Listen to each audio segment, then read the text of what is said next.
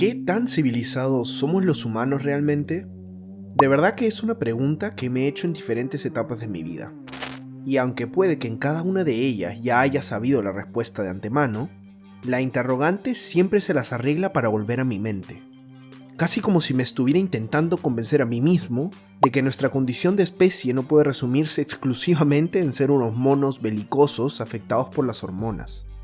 Lamentablemente, cada cierto tiempo suceden desgracias y grandes odas a la estupidez humana que siempre me vuelven a confirmar que no me equivoco sobre nuestra aparente y aberrante simpleza primitiva.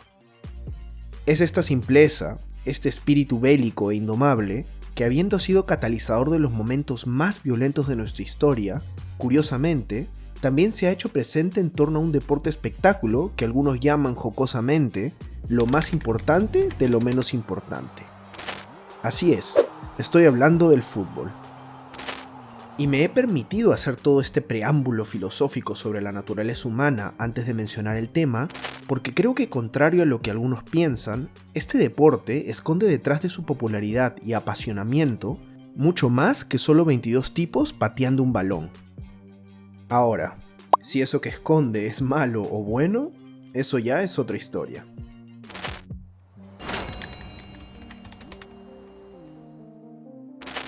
Por más interiorizado e incrustado que se encuentre el fútbol en la sociedad, sorprendentemente estamos hablando de una actividad humana bastante reciente. En poco más de 150 años, el fútbol se convirtió en un fenómeno ya no solo deportivo, sino también social y económico, capaz de mover las emociones de literalmente miles de millones de personas. Los motivos por los cuales este deporte ha triunfado en popularidad por encima de otros ya sería tema para otro video. Pero simplificando, se podría decir que el fútbol encaja con una precisión quirúrgica en los cerebros humanos, especialmente al momento de satisfacer ciertas necesidades sociales y hasta evolutivas. Los psicólogos Teufel y Turner, con sus postulados sobre la identidad social, plantearon indirectamente una base teórica interesante al momento de analizar los alcances identitarios del fútbol en las personas. Ambos demostraron a través de diversos experimentos cómo los seres humanos justifican una gran parte de su autopercepción y su figura del yo en función del grupo social al que pertenecen, ya sea su nación, su etnia, su ideología, su familia o incluso bandos arbitrarios. Porque sí, cualquier cosa vale para el intento nato de pertenencia. Y es en esa vorágine de identidad y orgullo que se terminan adoptando costumbres, símbolos y valores que en contexto de disputas sociales, por más burdas que éstas sean, terminan desembocando en el mítico nosotros versus ellos, incluso sin la presencia de un rival real. Por eso, cuando hablamos de fútbol, no hablamos exclusivamente de deporte, hablamos de tribus modernas disfrazadas de hinchadas. Los colores, las camisetas, los cánticos, los escudos, todo aquello son los tótems del siglo XXI.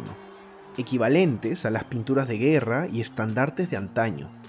En el estadio, los límites entre individuo y masa se diluyen, y lo que queda es la manada, un nosotros fortalecido por la mera existencia de un ellos. No importa que la rivalidad sea inventada, exagerada o incluso absurda, el cerebro la procesa igual que hace miles de años. Defender al grupo propio es sobrevivir.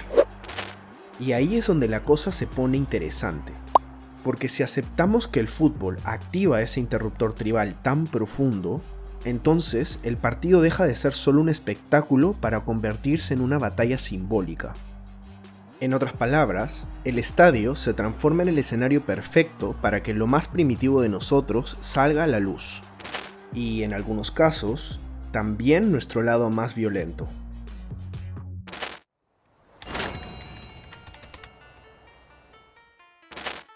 Si aceptamos que el fútbol enciende nuestro interruptor tribal más profundo, entonces los 90 minutos del partido son mucho más que entretenimiento, son una metáfora bélica, y créanme que no estoy exagerando. A nivel cerebral, un clásico de clubes o un partido de selecciones nacionales activa las mismas reacciones químicas, los mismos picos de adrenalina, dopamina y cortisol que sentirías defendiendo tu territorio o protegiendo a tu clan. Y en ese sentido, sí que hay varios estudios. Cuando tu equipo marca un gol, tu cerebro libera un pico de dopamina comparable al que experimentarías al vencer en un conflicto real. Por otro lado, la hormona del estrés, que es el cortisol, se dispara cuando caen goleadas o el partido no está yendo del todo bien.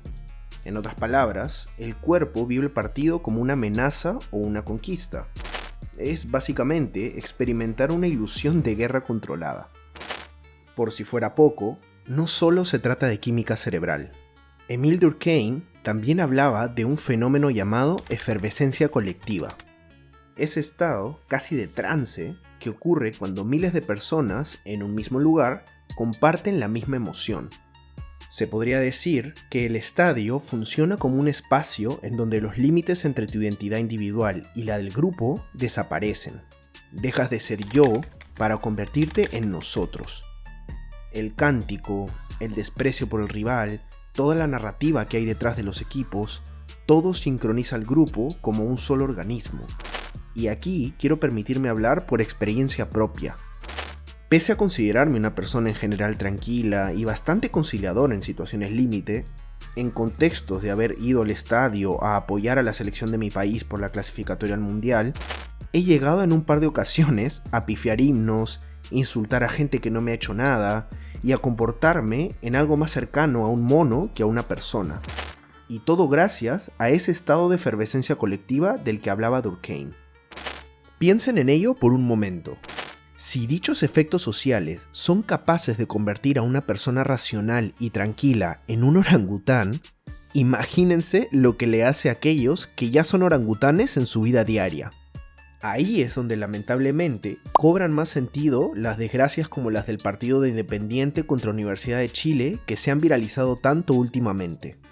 Las personas que de por sí no tienen autocontrol y que suelen ser aquellas que integran las barras bravas son capaces de convertirse en asesinos a sangre fría en un contexto de enajenación mental compartida. Y no, en ese caso no se trata solo del bajo nivel de educación o la incivilidad de nuestra querida Sudamérica. Este fenómeno se da en todo el mundo. La diferencia es que en regiones como en Europa, en lugar de golpearse dentro del estadio, lo hacen en las afueras, donde no hay tanto control policial y todo pasa como disturbios de borrachos.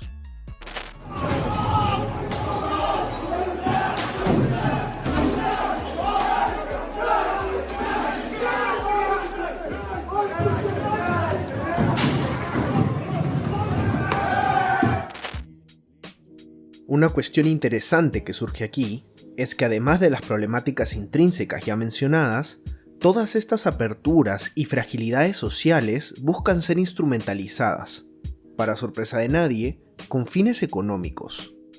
Y es que el fútbol, además de ser un remanente de la tribalidad humana y de funcionar como alegoría bélica, también ha funcionado como herramienta de manipulación de masas en ciertos contextos. Y más allá de haber sido usado como propaganda de dictaduras o de haber limpiado la imagen de países que no respetan los derechos humanos, hoy más que nunca, todo lo que está detrás del fútbol trabaja en función de la agenda más importante de todas, la de las ganancias. Considerando que este deporte es una de las industrias más lucrativas del planeta y de que su público consumidor es casi en su totalidad de carácter pasional, las marcas no solo pagan por aparecer, sino por insertarse en el tejido emocional de la gente. No buscan venderte un producto directamente, sino camuflarse en la irracionalidad característica del ambiente futbolero. En términos medio marketineros, las empresas buscan convertirse en love marks de forma artificial, escabulléndose entre el cariño de los aficionados y sus equipos, transformando así la pasión colectiva en capital privado. Obviamente que los medios de comunicación y la forma en que estos impulsan narrativas polémicas tienen una influencia fundamental para la prevalencia de este sistema. Pero profundizar en eso ya sería abrirme demasiado del tema.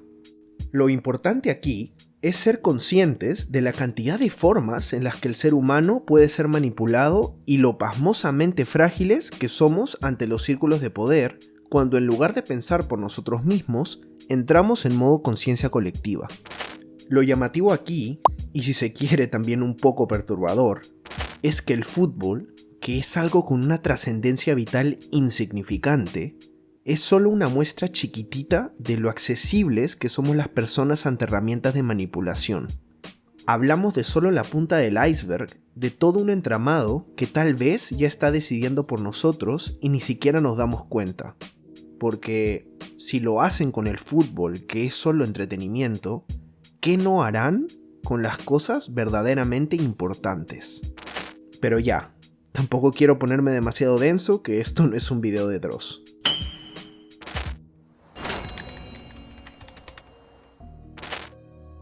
Volviendo a temas menos inquietantes, mi respuesta ante la pregunta inicial del video sobre si somos o no seres primitivos amarrados a nuestros impulsos sigue siendo la misma.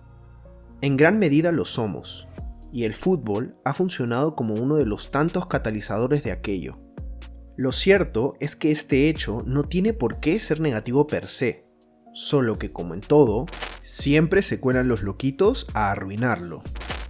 Y para explicar esto, puede que me termine mandando una fumada. El tema es que este es mi canal, así que me la voy a mandar igual.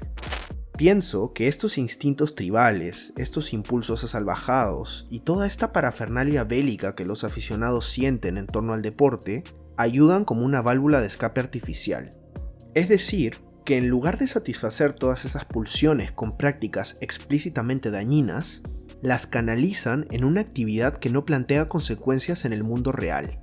O sea, que en lugar de experimentar la dopamina que te da que tu país sea superior a otro en la realidad, la experimentas a través de un partido que a final de cuentas no le cambia la vida para peor a nadie. Y esto, aunque suene exagerado, me parece súper necesario. Porque sí, probablemente sin la existencia del fútbol o de deportes que generen estas emociones, la sociedad seguiría funcionando tal cual ahora. Pero la gente estaría más frustrada, más iracunda, más contenida. En especial aquellos que por naturaleza no son muy controlados, que digamos. Y es verdad que muchas veces se ha dicho en referencia a la gente conflictiva en el fútbol que solo se tratan de locos que ponen de excusa el deporte para botar sus frustraciones. Y pucha, lo más probable es que sí, pero más allá de demonizar al fútbol por eso, hay que criticar a aquellos que, teniendo la oportunidad de canalizar ese lado primitivo sin dañar a nadie, se pasan de la raya. Porque insultar deportivamente es pasable dentro de las riñas. Burlarse de tu rival también. No soy ningún cucufato, pero forzar a alguien a tirarse al vacío de unas gradas o generar contusiones craneales con objetos contundentes ya son cosas distintas. Al final, la rivalidad deportiva es una experiencia divertida y apasionante vivida dentro de los estándares de la normalidad. Y las emociones fuertes que sentimos al respecto están dentro de nuestro ADN, producto de la evolución. Así que sí, se podría decir que tienen el permiso de Darwin para abrazar su barbarie interna. Simplemente sean responsables y de paso ahórrense los antecedentes penales. Si llegaste hasta aquí, es que mis divagaciones fueron de tu agrado. Eso, o puede que te hayas quedado dormido. Pero como en este canal no discriminamos estados de conciencia, los invito a todos a darle like y a suscribirse. Créanme que me ayudaría mucho a seguir subiendo videos así. Un saludo y hasta la próxima.